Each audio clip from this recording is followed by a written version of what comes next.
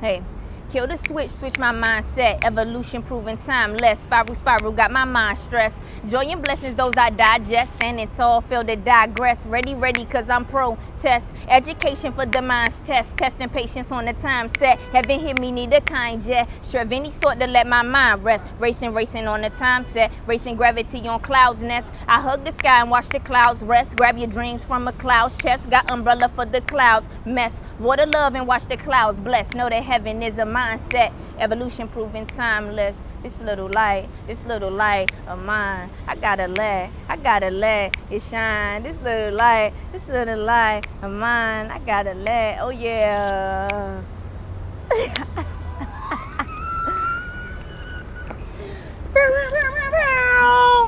My name is Neptune and you are watching Raw Art TV. 21.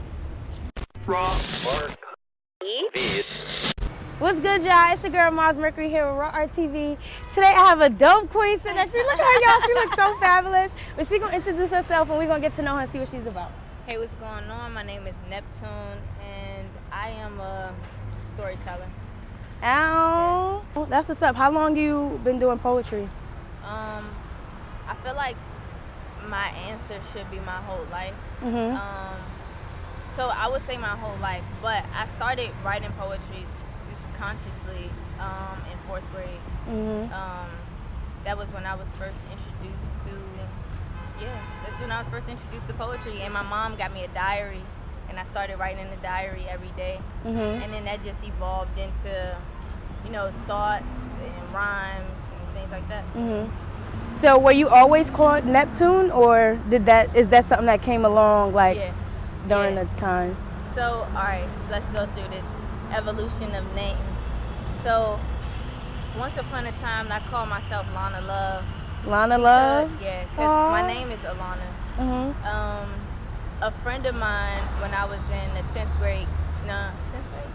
11th grade, gave me the name Neptune because Neptune is the planet that rules over February. My birthday is in February. And then people started calling me Neptune, and at first it was weird to me, but it just kind of stuck. And it fits you. Yeah, it does. It really does. And that's interesting, February 21st. So how did you discover yourself as an artist?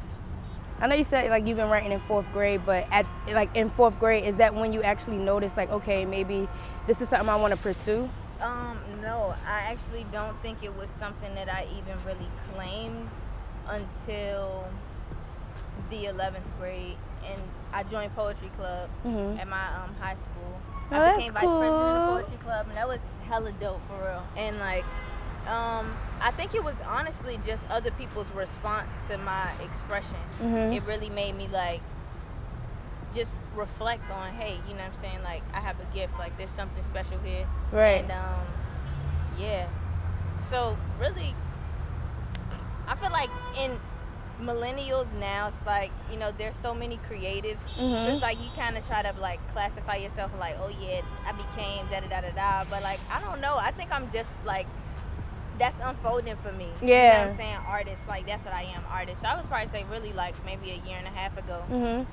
That's true. I mean, well, I don't know if it's true, but I get what you're saying, how everybody try to classify themselves as something, but at the end of the day, it's every day you are discovering yourself as an artist. Being from DC, how has that influenced your artistry?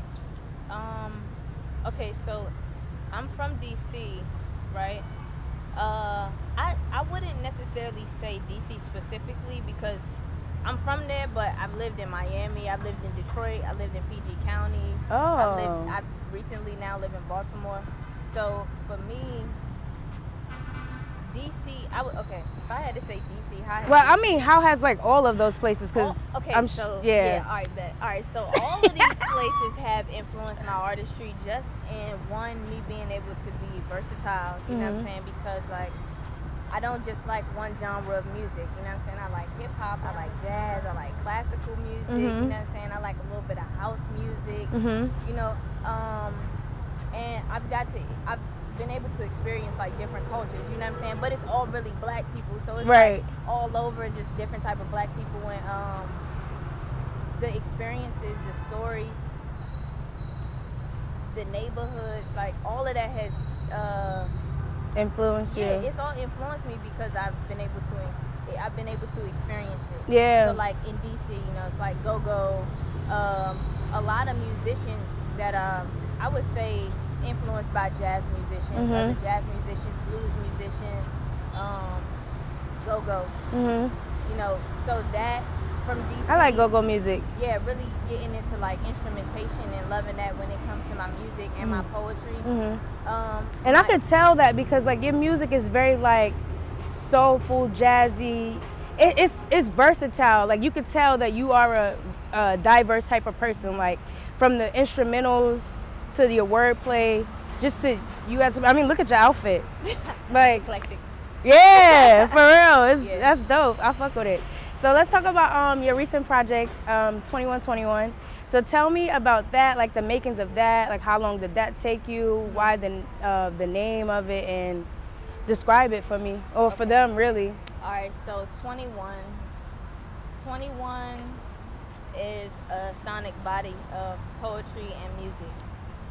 It's 11 tracks with, what I believe, like for me, were like note to selves, affirmations. I see that. Things that really just kept me uplifted. So I first decided that I wanted to work on a project in 2018, so 2017. Like the end of 2016, 2017. That was like the first time I even got in the studio, any of that, right? So I'm like, all right, I want to create a project. And throughout a whole year, I kind of went through like sitting down with different producers, like, meeting with different people to talk about what ideas I would want to put together to create a project, brainstorming on concepts. And for a minute, like I couldn't come up with anything, like nothing was really clicking, like I was making songs with different producers with some, but it just, nothing to me felt like I was creating a project, Right. It was like a lot of trial and error, a lot of really beautiful moments, and a lot of things that really kind of opened me up to show me like what I'm comfortable with, like how I want to sound, what types of words do I want to use, what type of messages do I want to put in my songs. That it was like a whole year of that, right? And then I decided, all right, I'm just gonna put out one song every month, like until I just get tired of doing that, right? So I started making songs, and that's when I linked up with a good friend of mine, Ronnie Rockets. So one of my friends from college, Ronnie, is her brother. He's a producer. He also makes music as well. Raps, and he kind of sing a little bit on some of them tracks. But he makes a lot of trap music, so it's crazy that he made the beats that he made for me. But me and Ronnie got together, and literally every beat that he sent me, I wrote to it. And that's just where the song started coming from. And at that time, this was July of 2017. I started releasing tracks, and I started just coming up with like just ideas for what I wanted this project to be. It didn't have a title. It didn't necessarily have like a storyline. More so, it was just my life. It's like a diary entry. You know what I'm saying? Really? Like, yeah. Yeah. So during that time, I was experiencing a lot, man. Like, man, I had a lot of ups and downs. And in the so song, crazy. you say, like in one of your songs, you say that, like, and you say, they admire the butterfly, but never the cocoon. Yeah, 921. Yeah, and that song, I feel like you speak a little bit about like the trial and error that you was facing, and like that whole statement, they admire the butterfly, but never the cocoon. Like, in my opinion, that's a deep statement. You know what I mean? It's the truth. It's the truth. It's the truth. It's the like, truth. So, are you working on any other projects, or do you have like any shows coming up? I mean, you're in New York right now. You live in Baltimore, but for some of y'all that may be in Baltimore soon, or even listen. Well, you've been traveling. We're doing it. Girl. We're going everywhere. Yeah. Right? So I only have 3 shows right now lined up for the summer. I have one in Baltimore next Saturday, so June 16th. I was supposed to be out there. I may still come. It all depends. Well, if you in town, come through. Yeah. So June 16th, and then July 18th, I'm performing in Philly. It's like a but this tribute is gonna show. come out after. It's all right. It's all right. Yeah. All that. All right. Well, boom. What about July 21st? Will it be out there? Oh yeah, it should be. It may be. I could. Yeah. July 21st, I'm performing at Artscape. I have an hour-long set. It's in Baltimore from 3:30 to 4:30. Like. Oh, that's dope. It's about to be so lit. I'm excited. It's a festival. It's pretty big. It's just so many artists come together to like share their work. Artscape. Oh, in the harbor. Do they still do it there? Yeah. Yeah. It's like, I think they have different setups in different locations Yeah, too. But it is down by the harbor. Yeah. Oh, that's dope. I always wanted to go. I mean, I remember when I was living out there, they had it back then, but I never like went. Or I think I went, but it was like finishing up or something like that. Yeah.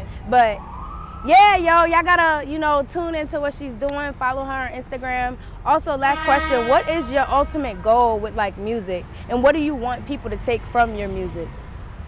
My ultimate goal with music is to keep creating great music. And to just keep being inspired, you know what I'm saying? And to do it for as long as I love it. Right. As long as you love it, that's all that matters. Yeah. And what I want people to take away from my music, I want them to take whatever it is that they feel like they're receiving from it. You know what I'm saying? Because it's like holding up a mirror.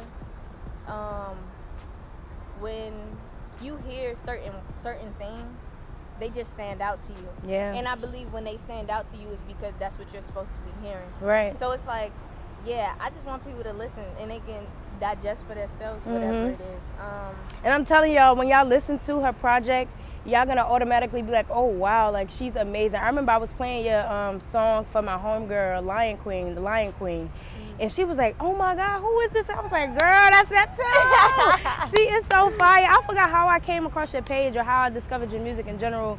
I don't remember, but I've been following ever since. Thank you. Like I remember I followed you on Instagram and I think I had hit you up. I was like, yo, girl, your music is amazing. And that's, so yeah, it's true. And I feel like people are gonna take something from it because I took something from it. And like at the end of the day, we all connected. Yeah, we are. So we all are reflections of each other. So yeah, y'all gotta tune in. Tell them where they can follow you. You can follow me at Neptune Speaks, everything spelled properly. NEPTUNESPEAKS. And that's on Instagram, Twitter, Facebook. YouTube is also, YouTube is Neptune 21. So 21 is XXI.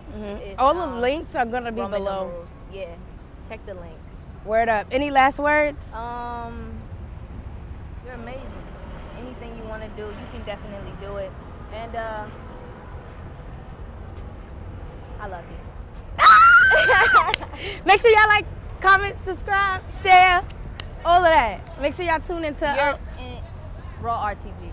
Yeah, you already know. Make sure you listen to TwentyOne. Stay tuned. Streaming everywhere. We out here, you heard? This little light of mine, I'm gonna let it shine. This little light of mine, I gotta let it shine. This little light of mine, I gotta let